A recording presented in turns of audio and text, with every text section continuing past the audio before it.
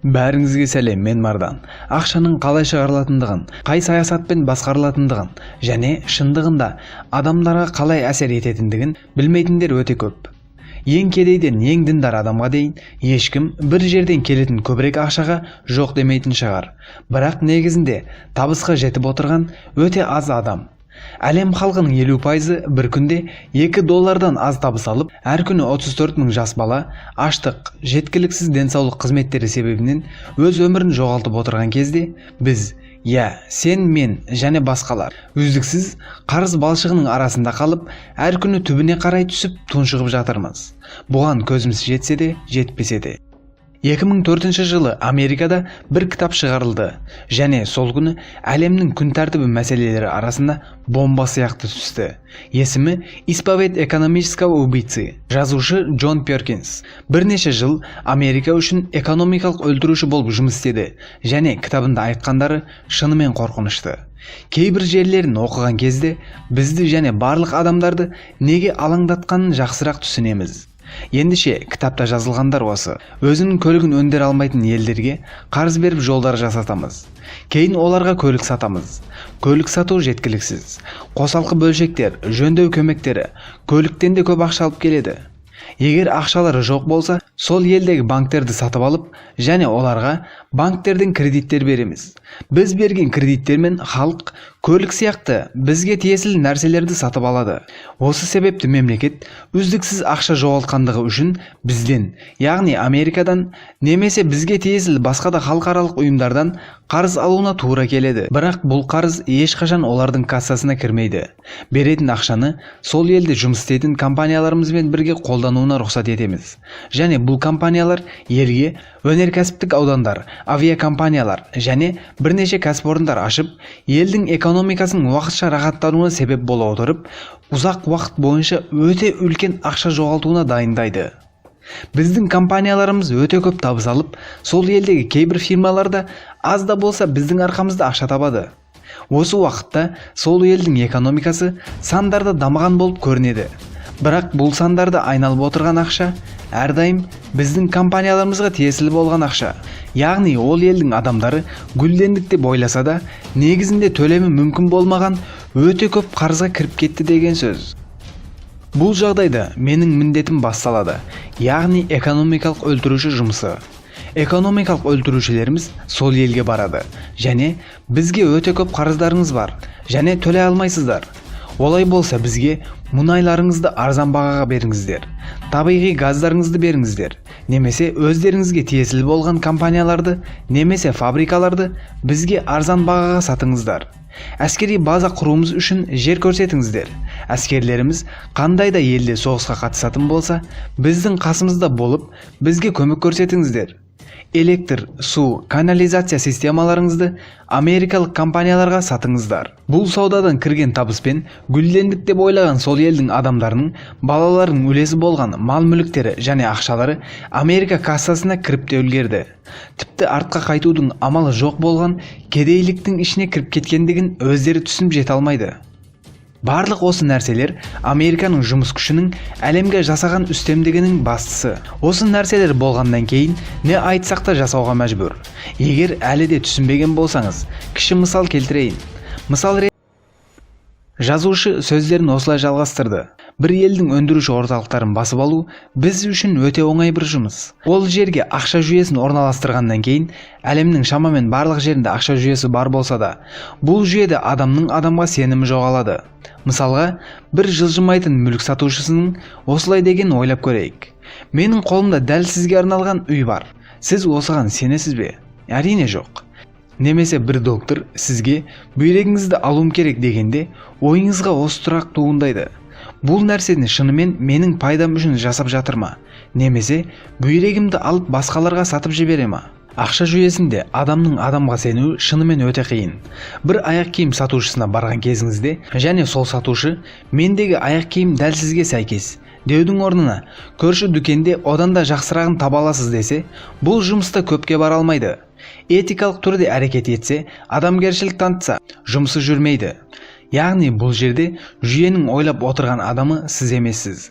Өндірушілер адамдардың пайдаларын ойлайды десеңіз, өтірік айтқан боласыз. Қысқа айтқанда, жүйе адамдардың пайдасы үшін құрылмаған. Дәл осындай әлемде жоқшылық байларға керек болған ең маңызды нәрсе. Осы себепті кедейлердің көтерілуін күтпеңіз. Өйткені, әсіресе америкалық компаниялардың бай болуы үшін басқалардың да кедей болуы керек. Қоғамның үлкен бөлігі кедей болмайтын болса, кім жұмысшы болады, кім бастықтардың астындағы жұмысшылар болады. Мысалға, бір бәйтерек балмұздағын мысалға айтайық. Және алдыңғы жылдағы құны 100 теңге болса, бұл жылы 300 теңге болды деп ойлайық. Айтатын бірінші сөзіңіз, бәйтерек қаншалықты қымбаттаған. Ал бірақ негізінде бұл оқиға дәл соның терісі. Яғни бәйтерек қымбаттаған жоқ. Сіздің ақшаңыз құнын жоғалтты. Алдыңғы жылы бір дана 100 теңге бәйтерек алуыңызға жетіп тұрған болса, қазір 3 дана 100 теңге төлейсіз. Ақшаңыздың осы тәрізде құнын жоғалтуы басқа елдер үшін пайда деген сөз. Өйткені сіздің ақшаңыз құнын жоғалтқан кезде таразының екінші жағындағы валюталар құнын арттырған болады.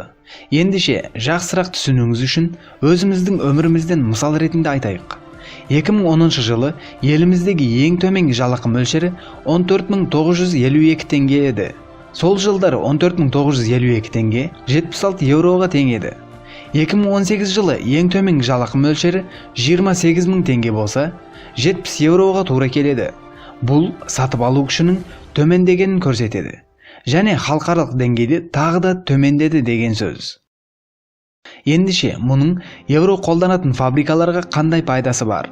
Бір Германия фабрикасын мысал ретінде айтайық. Фабрикасын Германияда ашатын болса, жұмысшыларына айына 1500 евро ең төменгі жалақы төлеу керек. Егер бұл фабриканы Қазақстанда ашатын болса, 70 евро төлеу арқылы өте арзанға жұмысшы алуы мүмкін.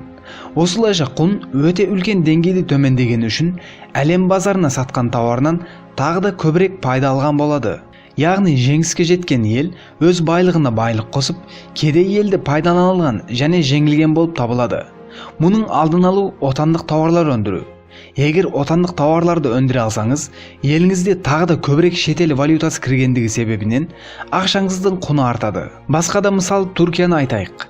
Ататүрк осы себептен түрк лирасының құнын арттыру үшін осы тәсілді қолданып, 46 дана өте үлкен фабрика, 100 өндіретін компаниялар ашқан еді. Сол жылдары түрк тарихында бірінші рет шетел ақшалар мен түрк лирасы тең мөлшерде еді. Кейіннен Менделес президент болғаннан кейін бір түрлі оқиғалар бола бастады. Америка Түркияға өте үлкен көмек беруге бел буды. Әрине, Түркия мұны қуана қабылдады. Маршал көмегі деп аталған бұл инвестицияда мыңдаған трактор, жұмыс машиналары және миллиардтаған доллар Түркияға кірді. Түркияның экономикасы бір мезетте жоғарылады. Ендеше 5-10 жыл ішінде не болды деп ойлайсыз? Бұл тракторлар және жұмыс машиналары өзінен өзі жұмыстан шыға бастады. Және қосалқы бөлшектер керек болды. Түркия Америкадан қосалқы бөлшектер алуға мәжбүр болды. Бұл бөлшектер соншалықты қымбат еді. Адамдар жерлерінің бір бөлігін көлік бөлшектерін сатып алу үшін сатуға мәжбүр болды. Және Америка жаңа бір ұсыныспен келді. Түркияға қосалқы бөлшектер шығаратын фабрикалар салу ұсынысы. Дәл осылайша түбі жоқ қарыз балшығына батып кетті. Осы оқиғада Джон Перкинс кітабында айтқан сияқты, дәл осы нәрсеге Қазақстаннан мысал келтірейік. Осы жылы Қазақстан Қытайдан 100 миллиард теңгедей қарыз алатын болды. Және алынған ақшаға Қытайдан құрал жабдық алып, Өзбекстан және Қазақстан шекарасын заманауи техникамен жабдықтайды. Түркияда болған оқиға Қазақстанның басына келуі мүмкін ба? Бұл туралы пікірлеріңізді қалдырыңыздар. Қазір технология дәуіріндеміз және жаңа бір кезеңге көшейін деп тұрмыз. Адамзат Американың ақша жүйесі туындатқан кедейлік және теңсіздікті түсініп жете бастады. Сондай-ақ дүние жүзінде бай адамдар бақытты және тыныш бір өмір сүріп отырса, кедейлер бір күнде орташа 10-12 сағат жұмыс істеуге мәжбүр. Бірнеше адамның апталық демалысы, тіпті жылдық демалысы да жоқ. Қысқаша айтқанда, заманауи қолдық есім берілген және барлық әлемге тараған америкалық ақша жүйесі енді адамзатты жаңа экономикалық жүйені іздеуге әкеліп соқты. Ескі экономикалық өлтіруші Джон Перкинстің айтуы бойынша, білімге негізделген әлем пайда болып жатыр. Яғни, көбірек мұраға ие болған емес, көбірек білімге ие болған адамдар жеңіске жетеді. Бұл бейнеде айтқандарымды ойланып көріңіз және Қазақстанда дәл осы жүйенің ішінде ме іздестіріп көріңіз. Пікірлеріңізді қалдырып, бейне ұнаған болса лайк басыңыздар. Каналға кіріп басқа да бейнелерді көре аласыздар. Келесі бейнеде көріскенше, мен Мардан.